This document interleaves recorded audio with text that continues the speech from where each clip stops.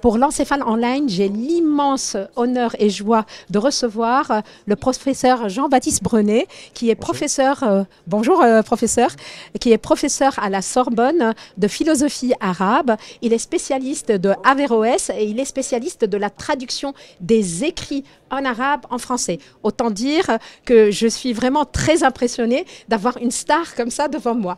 Alors, à nouveau, bonjour. Bonjour. Alors, vous allez intervenir à l'Encéphale, à un congrès de psychiatres. On fait intervenir un philosophe sur Averroès. Qui est Averroès, Monsieur Brenet? Alors Averroès, c'est un philosophe andalou du XIIe siècle. Son vrai nom, c'est Ibn Rushd. Averroès, c'est le nom latin, après dérivation. Il est né en 1126 à Cordoue, il est mort à Marrakech en 1198. Il a passé toute sa vie sous la dynastie almohade. C'est un homme de pouvoir, il a été juge, c'est sa fonction principale, et même grand juge à Séville et à Cordoue. Il fut aussi médecin. Et déjà, à ce titre, il mérite d'être signalé dans un congrès de médecins. Il fut le médecin personnel du calife, même pendant des années, vers la fin de sa vie. Il a écrit d'ailleurs sur la médecine. Et puis, il est effectivement philosophe, ce qui veut dire qu'il a été le commentateur de la grande autorité philosophique de l'époque, c'est-à-dire Aristote, qu'il a commenté toute sa vie. Et ce qui fait d'Averroès un personnage très singulier, c'est que, alors qu'il est musulman, qu'il écrit en arabe et qu'il ne lit que l'arabe, eh bien, à peu près une trentaine d'années après sa mort, la quasi-totalité de ces commentaires incroyables d'Aristote vont être traduits en latin et vont passer dans le monde chrétien, dans le monde latin, au moment où les universités se font, et au moment où Aristote, qui avait disparu d'Occident, revient grâce au monde arabe. Et donc l'université européenne va au fond apprendre la pensée, la philosophie, en relisant Aristote grâce à des penseurs arabes et notamment grâce à Averroès qui devient le commentateur, c'est comme ça qu'on l'appelle en Occident.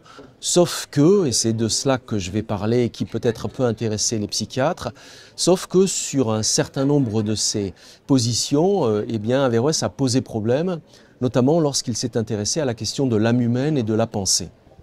Alors justement, c'était ma deuxième question. Vous avez moitié répondu à ma deuxième question. Pourquoi au XXIe siècle, on s'intéresse encore à Averroès et quel est le rapport justement entre Averroès et l'encéphale et l'âme? Alors il y a bien des raisons de s'occuper d'Averroès qui est encore mal connu, bien que ce soit un grand nom. Toutes ses œuvres ne sont pas correctement éditées, toutes ses œuvres ne sont pas traduites. Et c'est un penseur à la fois important pour la pensée arabe, pour le monde arabe, et puis c'est un penseur universel. Nombre de ces objets sont cruciaux. Le rapport entre l'islam, par exemple, et la rationalité. C'était un juge, je l'ai dit, et il a aussi beaucoup réfléchi sur la façon que peut avoir un musulman de se rapporter à la raison et à la philosophie, par exemple. Et puis, en tant que commentateur d'Aristote, il a traité de tous les objets, aussi bien du feu, de l'air, de l'eau, que de la métaphysique, de Dieu, ou de la physique, ou de l'éthique, de la manière de se comporter.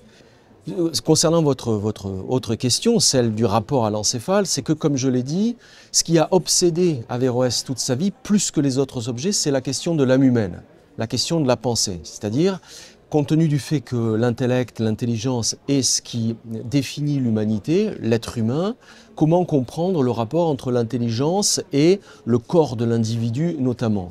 Et ce qu'il a essayé d'élaborer au nom d'Aristote, pas en prétendant faire œuvre personnelle, a fait scandale dans l'université à partir du XIIIe siècle. Et ce scandale, d'une violence inouïe qu'on n'imagine pas aujourd'hui, puisque pour cela il a été maudit et dénoncé comme cela, ce scandale va durer pendant 400-500 ans dans les universités européennes. C'est-à-dire qu'il faut bien avoir en tête que, par exemple, Descartes a été accusé d'avéroïsme, Kant a été accusé d'être avéroïste, et donc tout au long des siècles, Averroès, un peu en deuxième rideau, mais tout de même présent, a été un penseur discuté pour ce qu'il disait de la vérité. On l'accusait d'être un hypocrite et d'avoir défendu ce qu'on appelait la double vérité, c'est-à-dire je crois en Dieu et je crois en la raison et je fais semblant de pouvoir concilier les deux, mais en vérité je suis un athée qui se cache par prudence. Et on l'accusait de défendre des thèses folles sur la pensée, à savoir cette triple idée. 1. L'intellect est totalement séparé des corps humains et des individus. Deuxièmement, cet intellect est unique pour toute l'espèce humaine. Donc nous partageons tous la même intelligence. Et troisièmement, cet intellect est éternel. Et l'idée qui a posé problème, c'est que selon les adversaires, ces trois thèses débouchaient sur la conclusion que l'homme ne pense pas. L'homme ne pense plus. Or, un homme qui ne pense pas, ça n'est plus un homme, ça n'est plus un être capable de morale, de politique, de religion.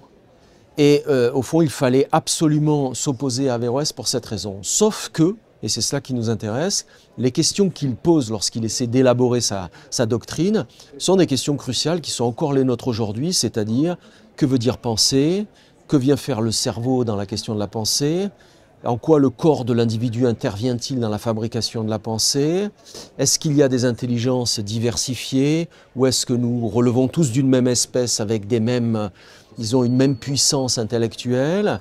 Toutes ces questions-là, elles n'ont pas disparu. Et Averroès est celui qui, par sa réflexion, propose une sorte de paradigme alternatif à ce que l'Europe aura retenu pendant des siècles. Alors, on vous sent passionné, pour ne pas dire fasciné par Averroès. Vous nous avez développé un petit peu sa pensée universelle. On vous remercie, vous allez le blanchir, j'ai l'impression. Et on vous remercie d'être venu à l'Encéphale. Merci à vous.